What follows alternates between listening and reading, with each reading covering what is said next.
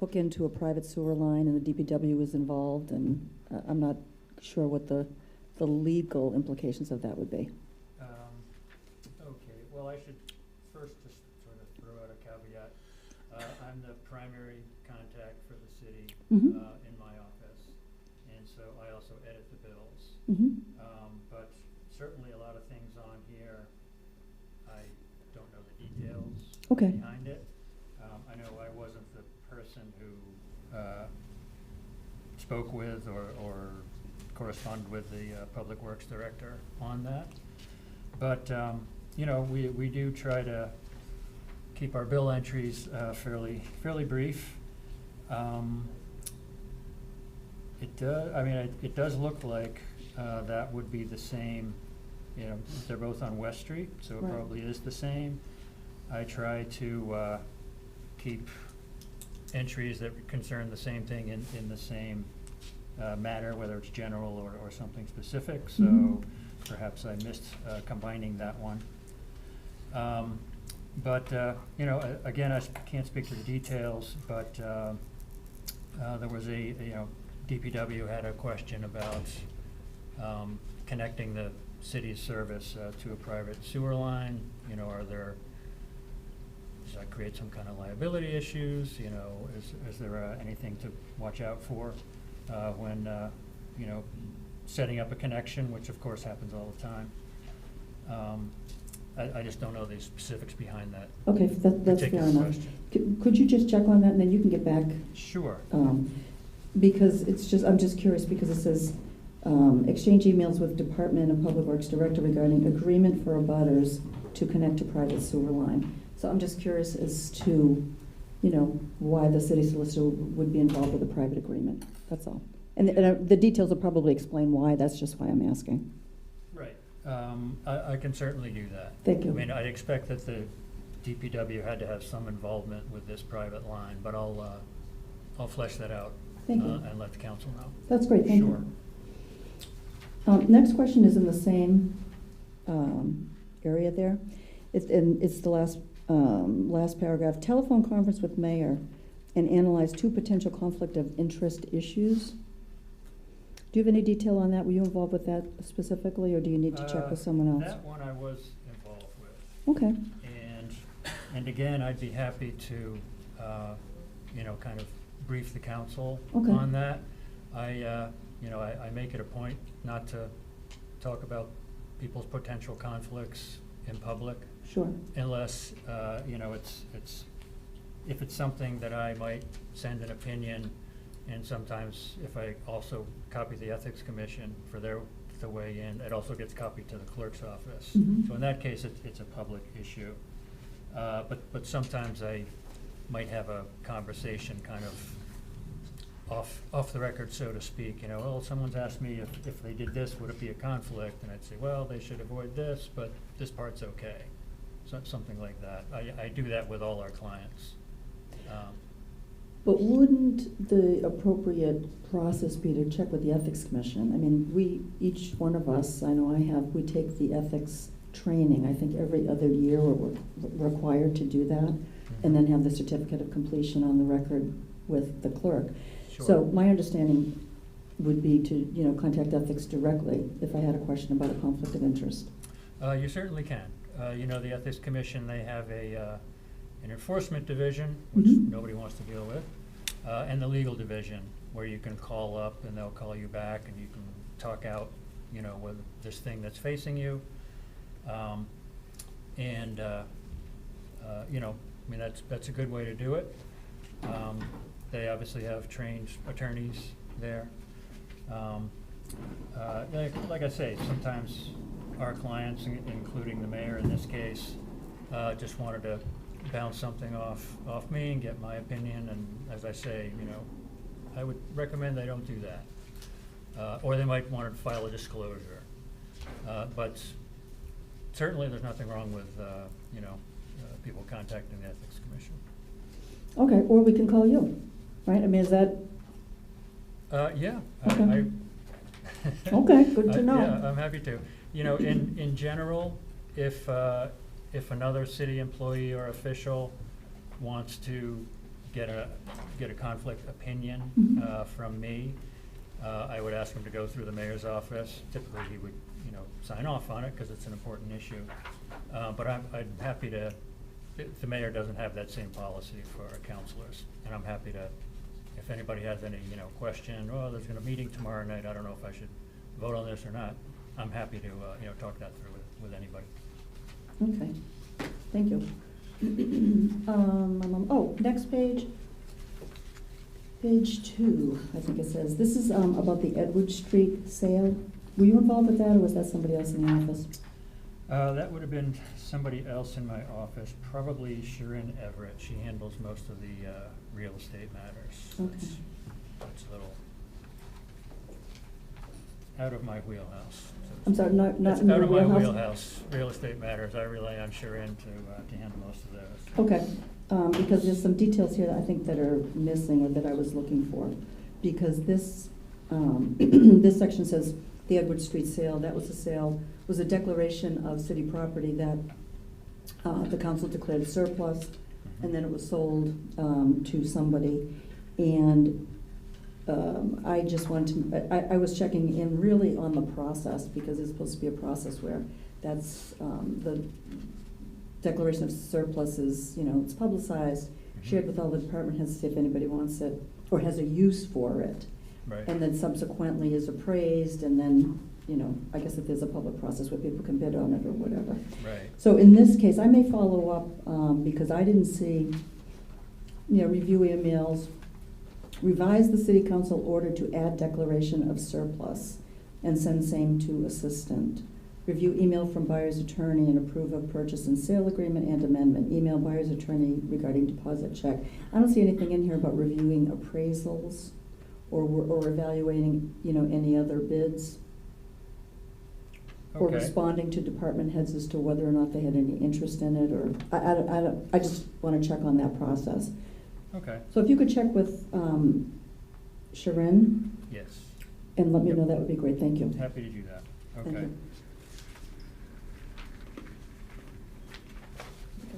I have more. Counselor? No, I have more. Oh, I'm sorry. I mean, if anybody else wants to jump in, they can. No, go ahead. But it's gonna take me a minute just to find them through my notes.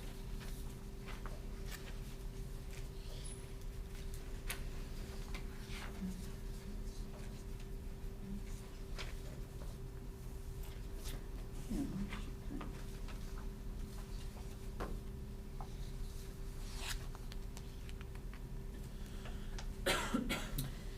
Right, this is,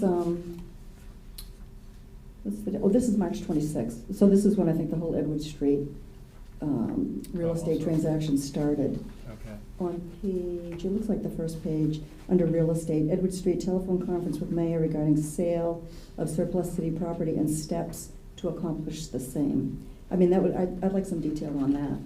Okay. What the steps were, that would be helpful. I don't have that one in front of me, but but I can take a look at it Thank you. and get you some more details on what the process was.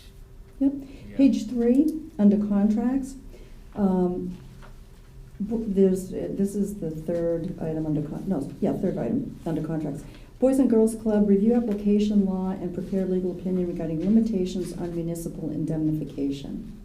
Review and comment on draft license agreement, communications with chief procurement officer. I just was curious as to what that was about.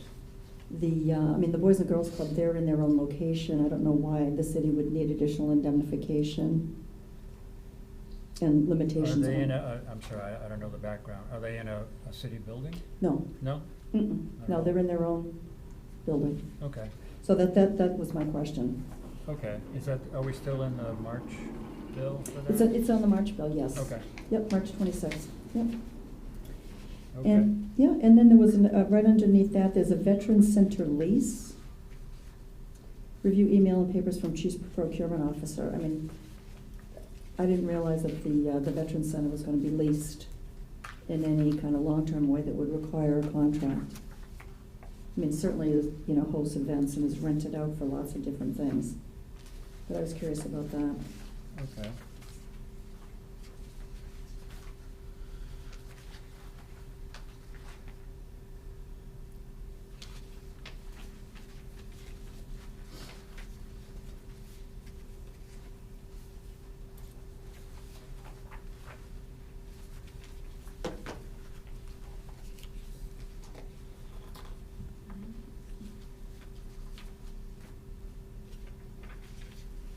I think that's it for now, but if I come across anything else, I'll ask you, like in a bit. Okay, Thank you. and you're welcome to reach out to me later I if you will. want to. Thank Okay. you. All right, thank you, Councilor Shalfo Zephyr. I will now go to the rest of the council. Is any other councilor has any questions for Attorney Riley? Councilor Frida? Hey, Brian. Hi, how are you? This is just one, there's a couple of references or different ones though, but this is collective bargaining, June 25th, stamped. There's June 14th invoices. And there's a review and email with HR director with a complaint of discrimination filed against the city.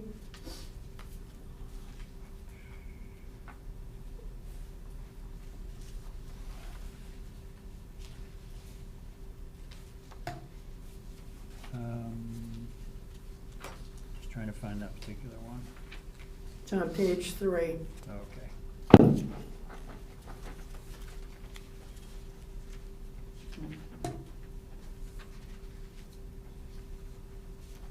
Okay. As you may know, Brian Mazer in my office typically handles the labor matters here. So I don't know the background there, but if a complaint has been filed, then I don't expect that fact as confidential in any sense. Do we know if it's a citizen that filed it or if it's interdepartmental or? I don't know that often. Okay. I don't. Can we find that out? Sure. I will look for that too. There's a couple of other references of complaints, but it looks like they're interdepartment from police to fire and fire to police and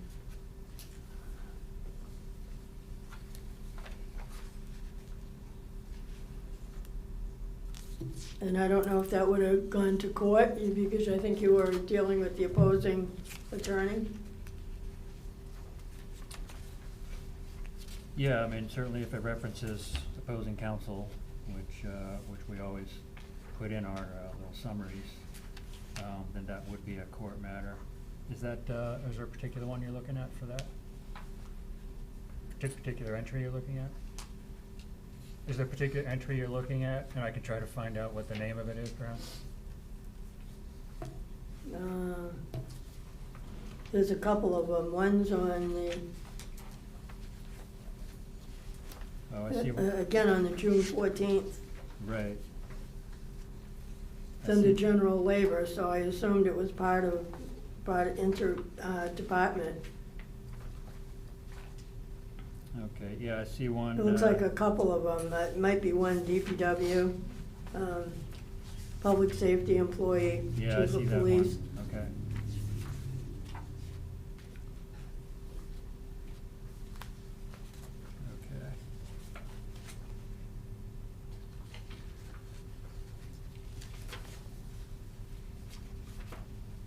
Okay.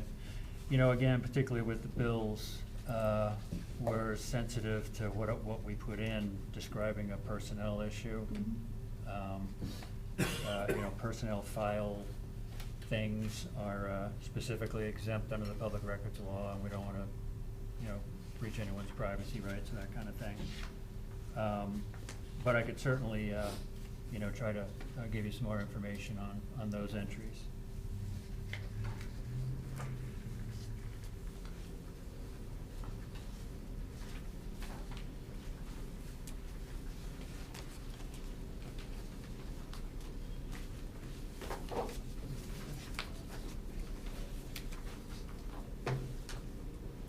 Is that Councilor?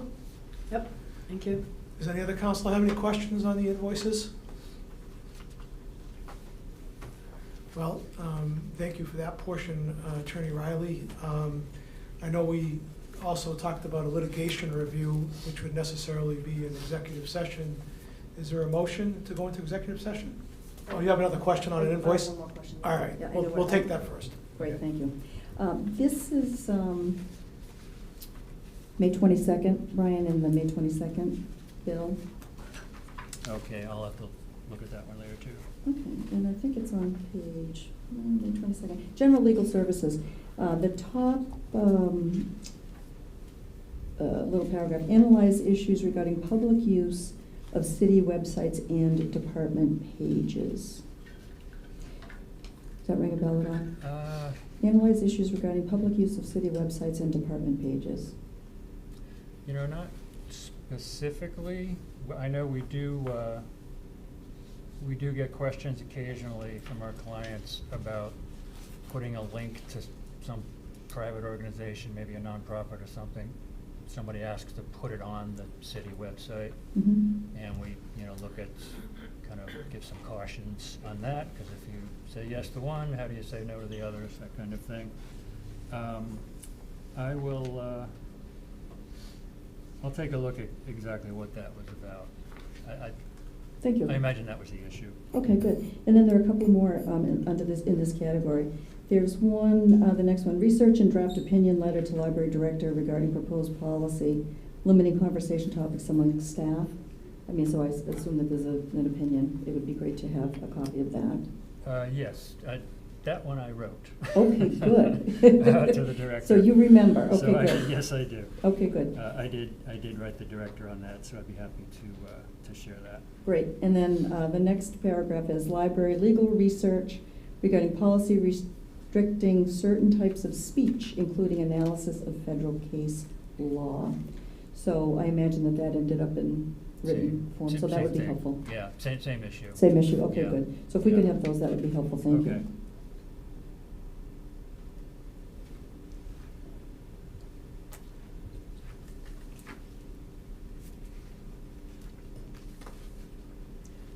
I mean, I can tell you just generally, I will, Sure. I will find it.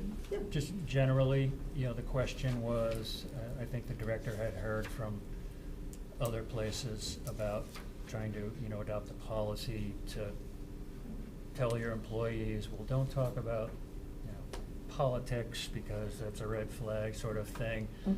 But obviously that has kind of, free speech restriction implications as well. So Right. that was kind of the overall issue we were looking at. Okay, good. Did that include any, when they do these public audits, people come into public buildings with, video going? Is that part of that conversation at all about how to Well, respond? I mean, I guess that's related. Okay. But it's, as I recall, this was more, can we tell one employee not to talk Talk about certain politics. things to the Okay. other ones? Okay. Yeah, those First Amendment audits are kind of their own animal. They are. And I mean, can you restrict that kind of speech in a place of employment? I mean, what was the answer? What was the response? Between Employees, right, employees, if somebody's uncomfortable I mean, with. the short answer is be very, very cautious. Better just to try and bring the temperature down if there's something like that going on versus saying, you can't talk about this. Okay. All right, no, that's good, that's helpful. Mhm. I'm sure it was very helpful to the director. Mhm. I'm good. Okay, thank you, Counselor. Anybody else? Okay, I will entertain a motion to go into executive session. Yep. And it would be with respect to the exception under Chapter 30A, Section 21, for pending litigation. And I will also inform the public that we will be returning to open session for the balance of our agenda. Is there any discussion, or is there a second on the motion? First of all, Councilor Robbins, any discussion on the motion? And this will be by roll call, starting with Councilor Pauline Cormier. Yay. Councilor Arndinger. Yay. Councilor Angelini. Yay. Councilor Tossi. Yay. Councilor Shalfo Zephyr. Yay. Councilor Robbins. Yay. Councilor Frida. Yay. I'll be recorded as yay by a vote of 8-0. We are now in executive session, and we will retire to our council chambers.